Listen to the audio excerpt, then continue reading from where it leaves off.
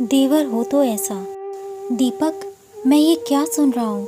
माँ बता रही है कि तुम किराए के घर में शिफ्ट हो रहे हो। अभी तुम्हारी शादी को 5 महीना भी नहीं हुआ और निधि बहू ने तुम्हें अपना गुलाम बना लिया। मुझे देख, शादी को 5 साल होने जा रहा है, लेकिन एक बार भी मैं तुम्हारी भाभी को अपने साथ नहीं ले गया। घर के प्रति अपना फ़र्ज़ पूरा करने के लिए मैं वहाँ अकेले हूँ और तुम्हारी भाभी यहाँ सबकी सेवा कर रही है, और तुम अभी से बहू को लेकर अलग हो रहे हो। आकाश अपने छोटे भाई को गुस्से से देखकर बोला, सॉरी भैया, मैं आपकी तरह महान नहीं बन सकता। जो मेरा हाथ पकड़कर मुझ पर विश्वास करके एक अनजाने घर में चली आई, उसकी रोज़ रोज़ बेइज्जती नहीं देख सकता। दीपक ने घर से अलग होने की वजह बताई तो आकाश दंग रह गया। तुम कहना क्या चाहते हो, साफ साफ कहो। आकाश गुस्से से देखते हुए बोला, क्या कहूँ और क्यों?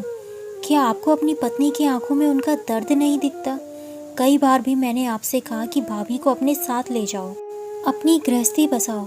रिंकी को पापा की ज़रूरत है, लेकिन आपको मम्मी और मोनिका दीदी के सुख के आगे रिंकी और भाभी का दर्द और दुख दिखा ही नहीं।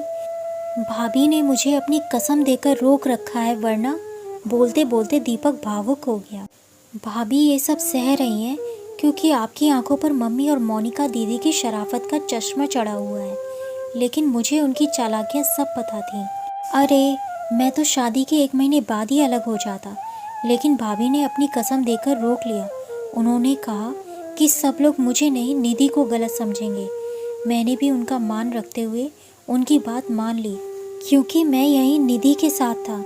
दीपक की बात अभी भी आकाश को समझ नहीं आ रही थी। तू कहना क्या चाहता है, साफ साफ बताओ, आकाश ने डांटते हुए कहा। तो दीपक ने जो सच उसे बताया, उसे सुनकर उसकी आंखों के आगे अंधेरा छाने लगा था। मोनिका और सुधा आकाश के सामने बैठी थी और दोनों ही एक दूसरे को आंखों से इशारे कर रही थी कि क्या बात है। आकाश क्या पूछना चाहता है? मम्मी, इस बार मैं रिंकी और नेहा को अपने साथ लेकर जा रहा हूँ। रिंकी अब बड़ी हो गई है, उसका एडमिशन वही स्कूल में करा दूंगा। आकाश ने रिंकी के गाल को प्यार से थपथपाते हुए कहा। वहाँ क्यों? अरे, यहाँ भी तो स्कूल है, और एक तो अपने घर के पास ही स्कूल है, उसमें एडमिशन करा देंगे। उस स्कूल की फ़ीस भी ज़्यादा नहीं है। अरे, छोरी की पढ़ाई पर इतना पैसा खर्चा करने की ज़रूरत नहीं है। एक दिन ससुराल जाकर रोटी ही तो बेलनी है। जितना पैसा उसकी पढ़ाई पर बर्बाद करेगा, उससे अच्छा वो पैसा उसके नाम पे जमा कर दे, शादी ब्याह में काम आएगा। सुधा जी अपनी धुन में बोलती ही जा रही थी। मम्मी, उस स्कूल में क्यों? आप यह भी तो बोल सकते थे कि पिंकी का एडमिशन मोनिका के बेटे पिंकू के स्कूल में करा दें। दोनों भाई बहन एक साथ जाएंगे। आकाश ने सुधा जी की बात का विरोध किया। अरे बेटा, उस स्कूल की फ़ीस ज़्यादा है। और बोलते बोलते सुधा जी रुक गई, क्योंकि मोनिका ने उनका हाथ पकड़ लिया, लेकिन यह हरकत आकाश की नज़रों से छिपी नहीं रही। मोनिका, तुम अपने ससुराल कब जा रही हो?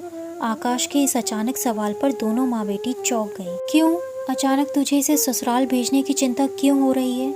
जब दामाद जी को कोई समस्या नहीं है तो तुझे क्यों हो रही है? मैं सब समझ रही हूँ कि ये सब नेहा का किया धरा है।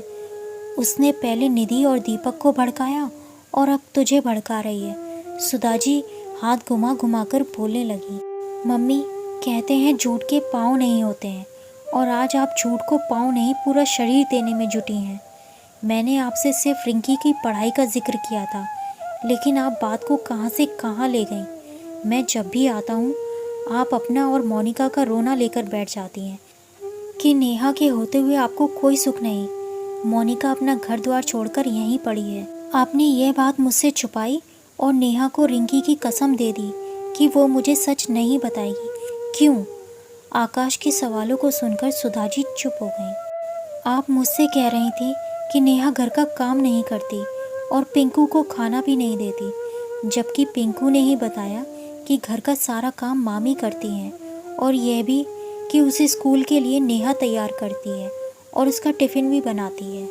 मैं घर खर्च के लिए जो भी पैसा भेज रहा हूँ, वो आप पिंकू की फ़ीस भरने में खर्च कर रही हैं, क्योंकि मोनिका के पति राज जी ने शर्त रखी है कि घर वापस आओ, वरना सभी खर्चे वो रोक देंगे। मोनिका उन्हें पिंकू को लेकर टॉर्चर कर रही है और ब्लैकमेल कर रही थी। बेटी को आप ससुराल वालों से अलग रहने की सलाह दे रही हैं, और खुद अपनी बहू को बेटे से ही अलग कर रखा है। आप दोनों ने हमेशा मेरे प्यार और आदर का फ़ायदा उठाया। आप दोनों पर अंधविश्वास करके मैं सज़ा के तौर पर नेहा और रिंकी को आपके पास छोड़ रखा था, लेकिन अब मुझे आप दोनों की सच्चाई पता चल चुकी है, इसलिए मैं नेहा और रिंकी को लेकर जा रहा हूँ। दीपक आप दोनों का सच पहले से जानता था, इसलिए वो अलग किराए से रहने जा रहा है और मैंने उसे इजाज़त दे दी है। अब आप दोनों यहाँ चैन से रहिए और एक दूसरे की मदद करिए। आकाश ने अपना फैसला जैसे ही सुनाया, मोनिका चिल्लाने लगी, मैं क्यों यहाँ काम करूँ? अगर अपने हाथों से ही बनाकर खाना है तो अपना घर क्या बुरा है? मैंने आज तक जो भी किया मम्मी के कहने पर किया। मोनिका अचानक से पारी बदलने लगी। देखा भाई, ये माँ बेटी किसी की सगी नहीं है और आप इन लोगों की वजह से भाभी और रिंकी को दर्द दे रहे थे। आपको यही सच दिखाना चाहता था। ले जाइए भाभी और रिंकी को, वो लोग कितना सहेंगी और क्यों। आपसे शादी करने की कीमत चुका रही हैं भाभी, आपसे दूर रहकर। निधि और दीपक नेहा के साथ खड़े थे। आकाश ने नेहा का हाथ पकड़ा और कहा, अपने घर चलो नेहा। सुनकर नेहा की आंखें बरस पड़ी और खुशी से हाँ बोलते हुए आकाश के सीने से लग गई। दोस्तों, प्लीज़ मेरे चैनल को सब्सक्राइब कीजिए। धन्यवाद।